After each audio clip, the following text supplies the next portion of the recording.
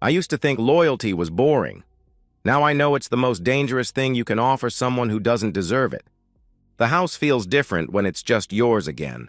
Not better, not worse, just honest.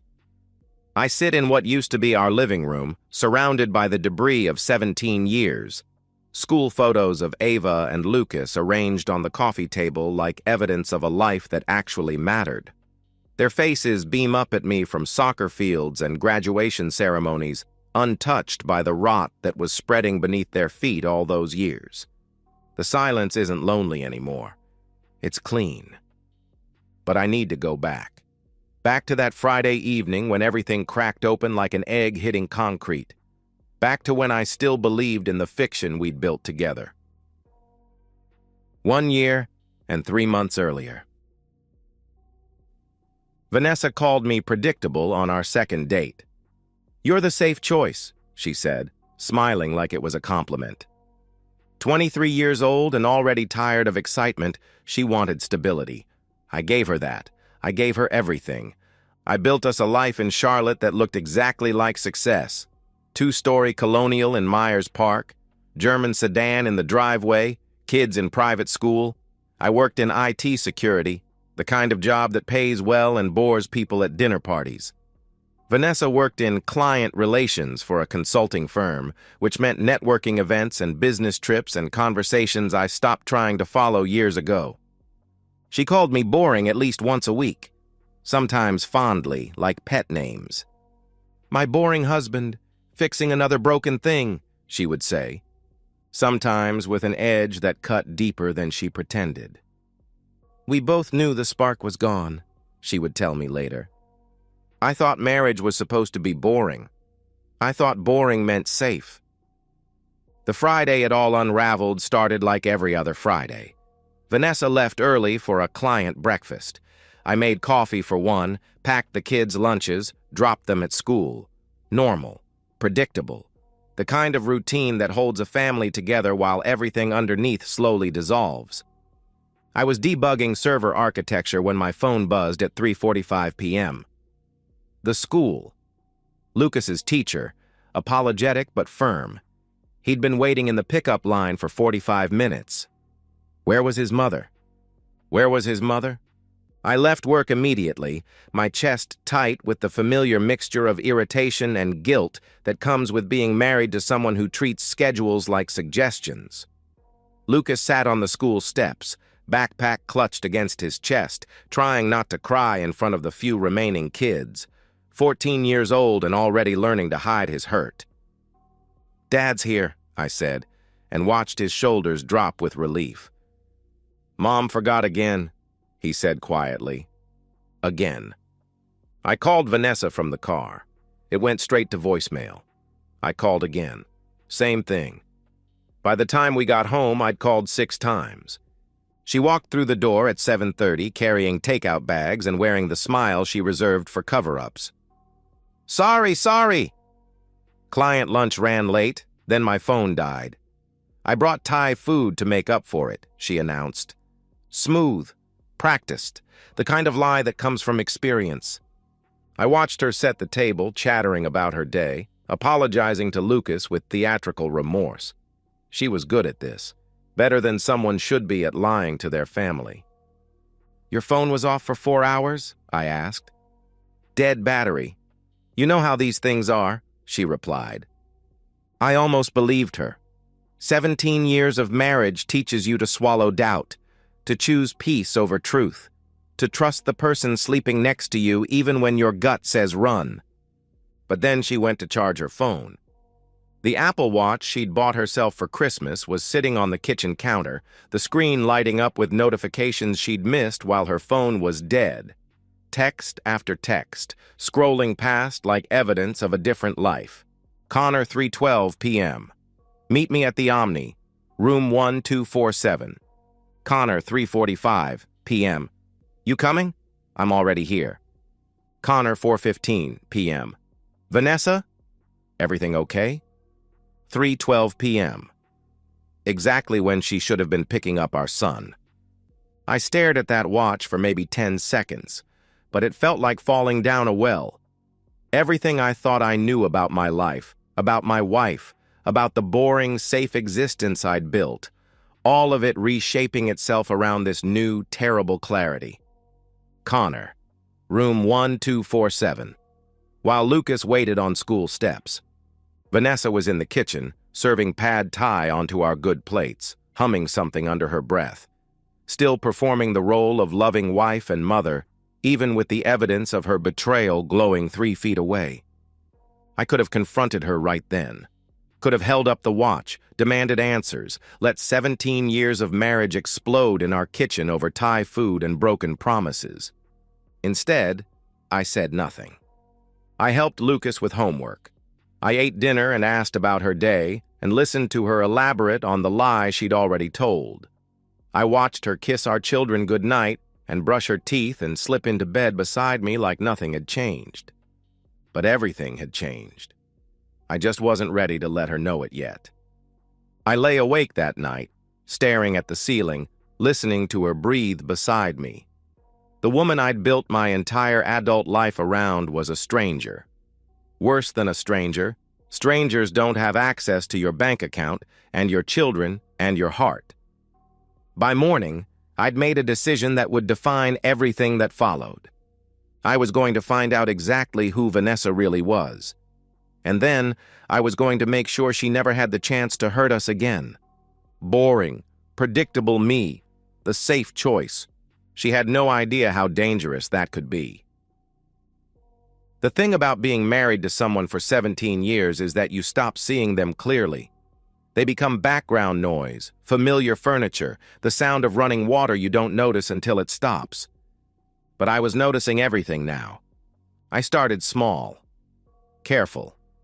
The same methodical approach I used for network security at work, except now I was protecting something that actually mattered. My children's future and what was left of my own dignity.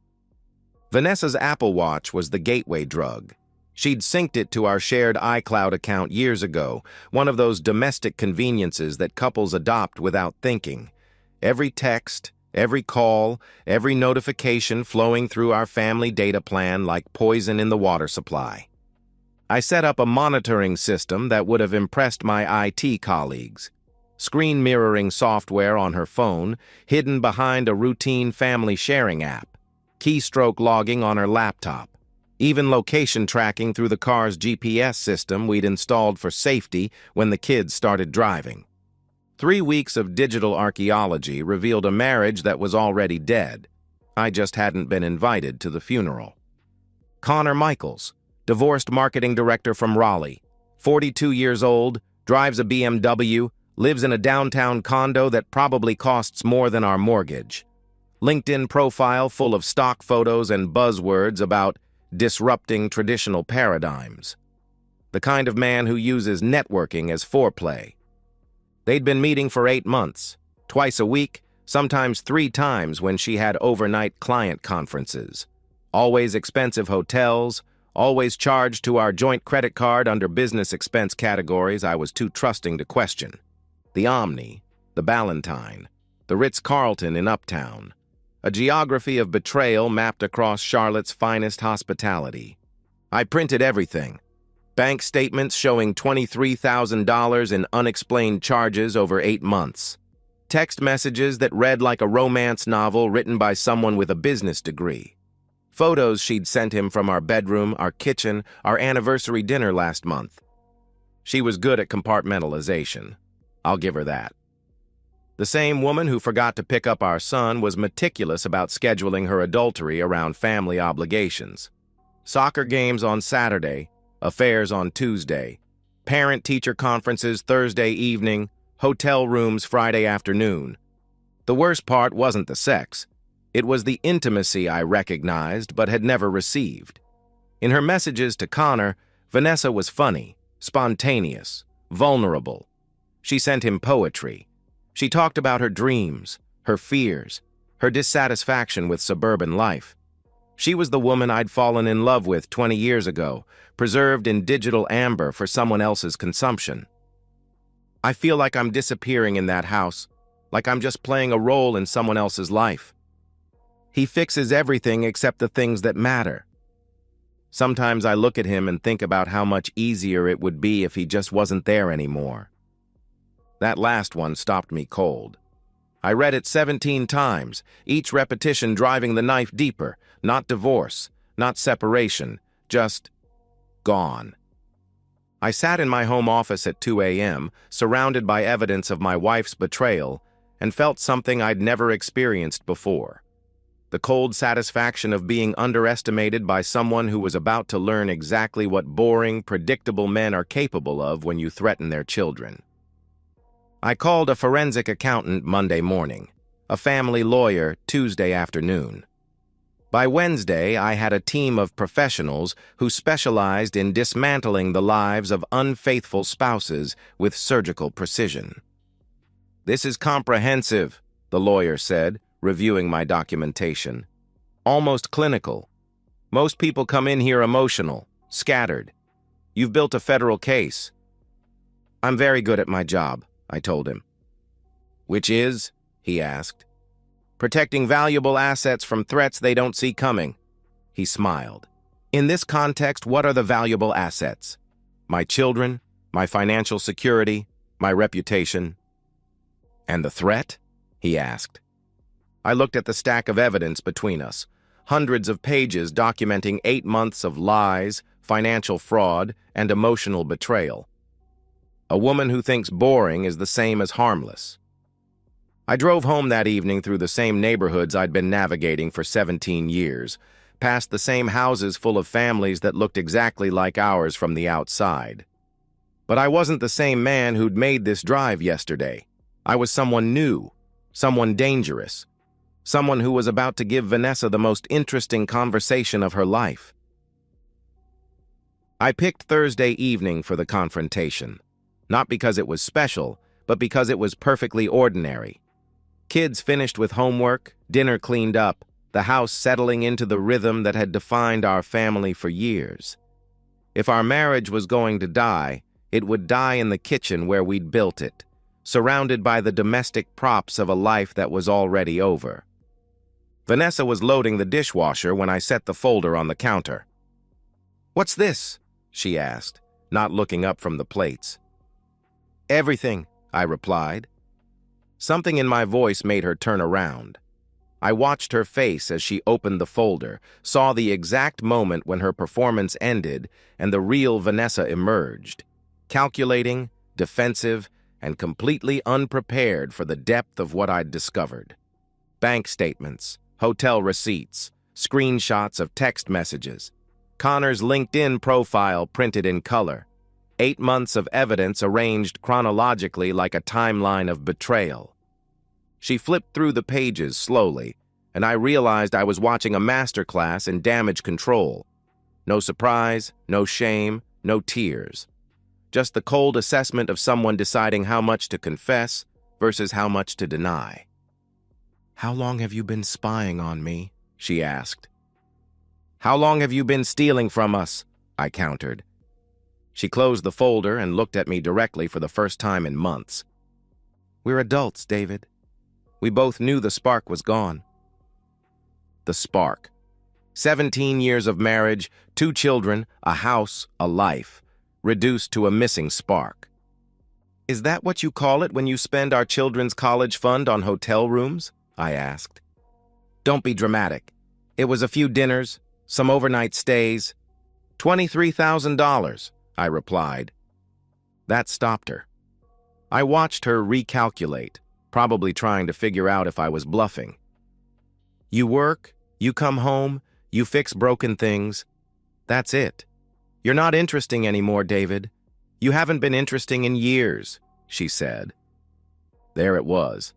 The truth she'd been hiding behind politeness and routine. I wasn't a husband who'd been betrayed. I was a man who'd failed to keep his wife entertained. "So you decided to find someone who was," I said. "I decided to remember what it felt like to be alive," she replied. "While our son waited at school for 45 minutes, I countered. For the first time, she flinched. "That was an accident." Number. "That was priorities," I pressed. I opened my own folder, the one I'd prepared for this moment.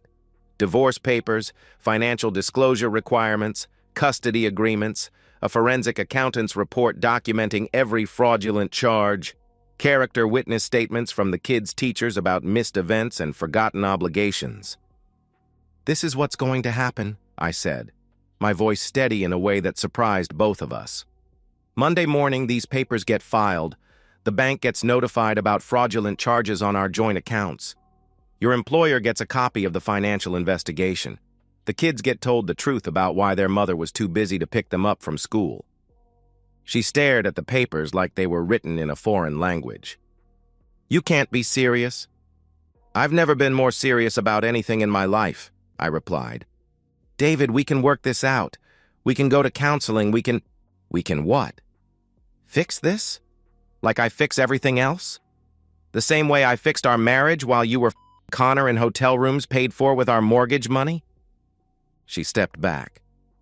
I don't think she'd ever heard me use that word in 17 years of marriage. "You're being vindictive," she said. "I'm being thorough," I replied. I gathered the papers and stood up. The kitchen felt smaller suddenly, like the walls were closing in around the life we'd built and destroyed in this same space. "I trusted you with everything," I said. "My money, my children, my reputation. You took all of it and gave it to someone else. And when I catch you, you tell me it's my fault for being boring." "That's not," she stammered. "It is exactly what you said. You want interesting? This is going to be very interesting." I left her standing in our kitchen, surrounded by evidence of her own betrayal, finally understanding that the boring, predictable husband she'd taken for granted had become the most dangerous person in her life. From upstairs, I could hear Ava practicing piano and Lucas playing video games with his friends. Normal sounds of childhood, blissfully unaware that their world was about to change forever. But it was going to change on my terms, with my timeline, according to my plan. For 17 years, I'd been the safe choice. Now I was going to show her exactly how unsafe that could be. Family court smells like industrial disinfectant and broken promises. I'd been dreading this moment for months, but sitting in the gallery watching Vanessa's lawyer shuffle through papers with increasing desperation, I felt something unexpected. Peace. Not satisfaction. Not revenge. Just the quiet certainty that comes from seeing a long game played to its inevitable conclusion. Judge Morrison was a woman in her 60s who'd been hearing family dissolution cases for 20 years.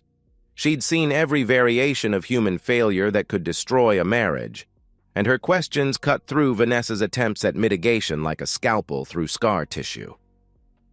"Mrs. Patterson, can you explain to the court why you were unreachable during the time you were supposed to collect your minor son from school?" the judge asked. Vanessa's lawyer had prepared her for this. I could see it in the way she straightened her shoulders, arranged her expression into something resembling maternal concern.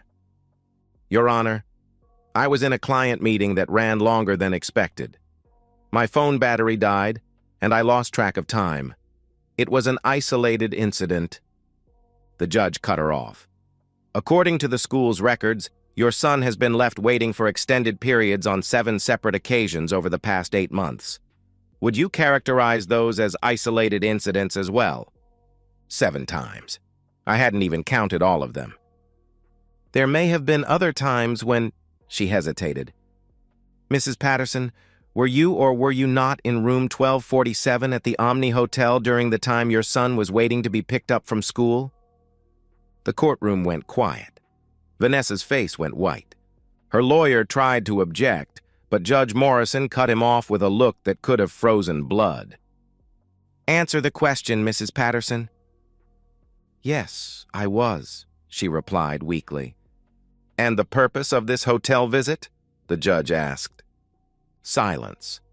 The kind of silence that admits everything. "Your Honor, I don't see how my client's personal life—" her lawyer tried to interrupt. "I'll tell you how it's relevant, counselor. This court is tasked with determining the best interests of 2 minor children. When a parent repeatedly chooses extramarital affairs over basic parental responsibilities, that becomes very relevant indeed." I watched Vanessa's composure crack. Not all at once, she was too controlled for that, but piece by piece, like paint peeling off a wall in the sun. "Mrs. Patterson, can you explain these charges to your joint account? The Ballantine Resort, 8 months ago, $347 for dinner and drinks. The Omni, 7 months ago, $289 for room service. The Ritz-Carlton." "Objection, Your Honor. These expenses could be legitimate business." "Could be, Counselor. But according to the forensic accounting report filed with this court, these charges correlate exactly with text messages to one Connor Michaels. Messages that explicitly reference hotel room numbers, dinner reservations, and intimate encounters. Would you like me to read some of these messages into the record?" Vanessa finally looked at me. Really looked at me. For the first time since this whole thing started.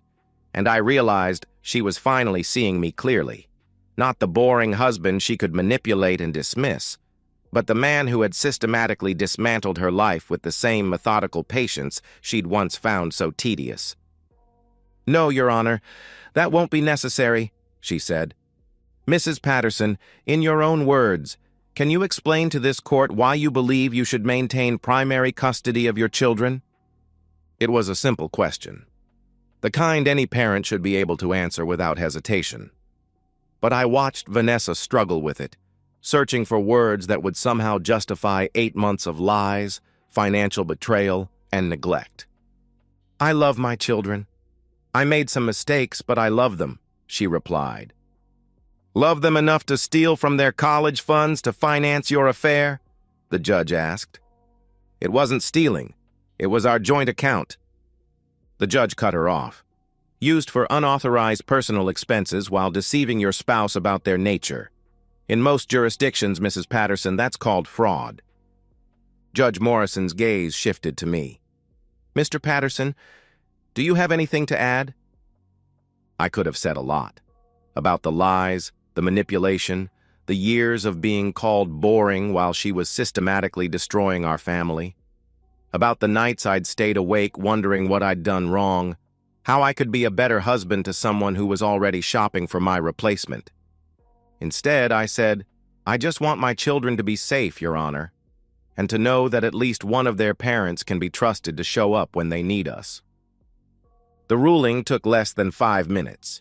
Primary custody to me, supervised visitation for Vanessa, asset division that accounted for her fraudulent use of marital funds, character assessment that would follow her into any future custody disputes.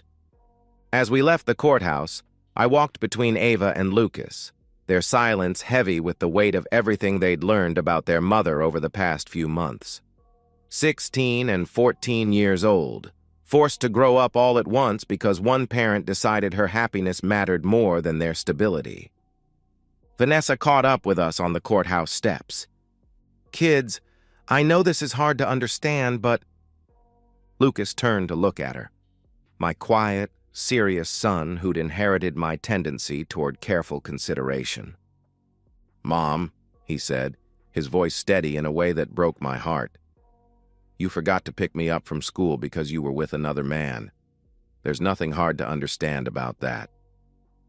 Then he walked away. Ava followed him without a word.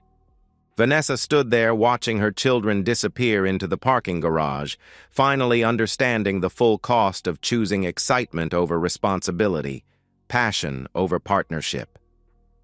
"This isn't over, David," she said. "Yes," I said. "It is."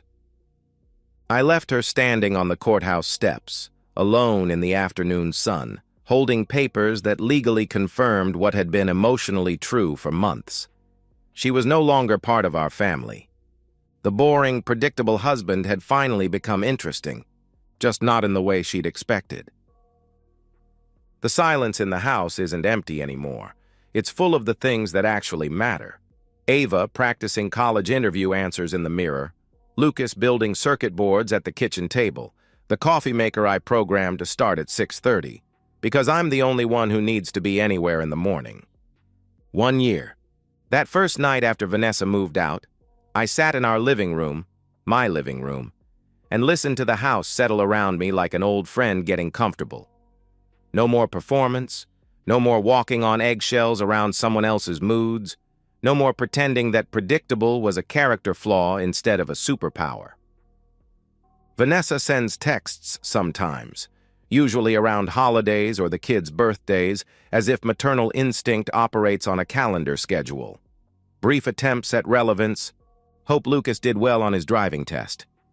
Tell Ava I'm proud of her college acceptances. The kids read them with the polite disinterest they might show a distant relative's Christmas card. Acknowledgement without engagement.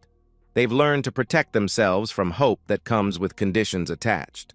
She's living in a studio apartment near South End now, working part-time for a company that hired her without checking references too carefully. The Charlotte professional network she'd cultivated so carefully turned out to have excellent information-sharing protocols. Word travels fast in consulting circles when someone gets fired for embezzling expense accounts. Connor stopped returning her calls about 6 months after the divorce was finalized. Apparently, the excitement of an affair loses its appeal when it becomes just another relationship, complete with baggage and consequences, and a woman who needs more than hotel rooms and stolen afternoons. I don't feel sorry for her. I don't feel vindicated either. Mostly, I feel like someone who survived a car accident, grateful to be alive, aware of how close I came to losing everything that mattered. Ava got into Carolina with a partial scholarship. She's planning to study psychology, which probably means she'll spend the next 4 years figuring out how her mother's betrayal shaped her understanding of trust and commitment. She talks about it sometimes, late at night when we're both in the kitchen making tea and avoiding the silence that used to feel dangerous. "Do you think she loved us?" she asked me last month. "I think she loved the idea of us," I said. "The family that looked good on Christmas cards. She just didn't love the day-to-day work of actually being part of it." "Is that enough?" she asked. "What do you think?" I countered. She considered this while stirring honey into her tea. "I think love is what you do when no one's watching. When it's not interesting or exciting. When it's just Tuesday morning and someone needs you to show up." My daughter, at 17, understanding something her mother never learned. Lucas made honor roll for the first time this semester. He's building a robot for the state competition, working in the garage every evening with the same methodical patience I use for debugging code. Yesterday, he asked if I could teach him to change the oil in his car. "YouTube could show me," he said, "but I want to learn it from you." That's what boring gets you. Children who want to learn your version of competence because they've seen what happens when people choose flash over substance. The house feels different now. Not bigger or smaller, just honest. The furniture isn't arranged to impress anyone. The schedules exist to serve the people who live here instead of maintaining a performance for people who don't. I cook dinner most nights. Nothing fancy, just food that tastes like home. We eat at the kitchen table and talk about school, work, projects, dreams that don't require anyone else's validation.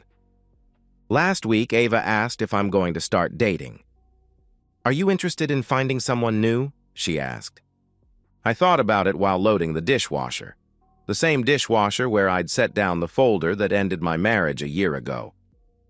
"I'm interested in being someone worth finding," I said. "When the time comes." "What's the difference?" she asked. "The difference is knowing that boring isn't a bug, it's a feature. The right person won't need me to be more interesting. They'll just need me to be here." She smiled at that. "Mom never understood that, did she?" she asked. She thought love was something that happened to you instead of something you did for someone else. This morning, I'm fixing a broken window latch in the living room. It's been sticking for weeks. The kind of small maintenance task that Vanessa used to cite as evidence of my disappointing domesticity. But now I see it differently. I'm not just fixing broken things, I'm maintaining something worth preserving.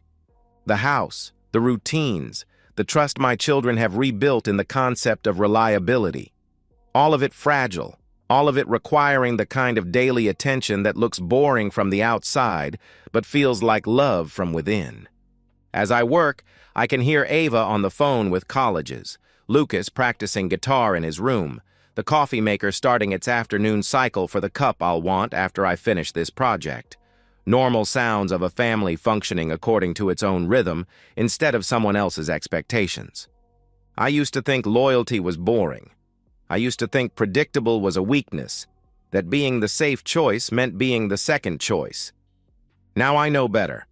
The most dangerous thing you can do is underestimate someone who shows up when they say they will, who means what they say, who builds something real instead of something that looks good from a distance. I go to work. I come home. I fix what's broken. And I find deep satisfaction in a life that someone else found too small to contain their restless hunger for something more interesting than love. The latch clicks into place with a solid, satisfying sound. Fixed, maintained, ready for another year of quiet service, just like everything else worth keeping. And so, we've reached the end of today's story. Was it what you expected, or did it take a twist you didn't see coming? I'm curious to hear your thoughts. Share them in the comments below, and let's get a conversation going. If this story kept you hooked, make sure to hit that like button. And if you're new here or just haven't subscribed yet, now's the perfect time to join our community. I bring you fresh, captivating stories every day, so click that subscribe button and turn on notifications so you never miss out. Thanks for watching, and I'll see you in the next one.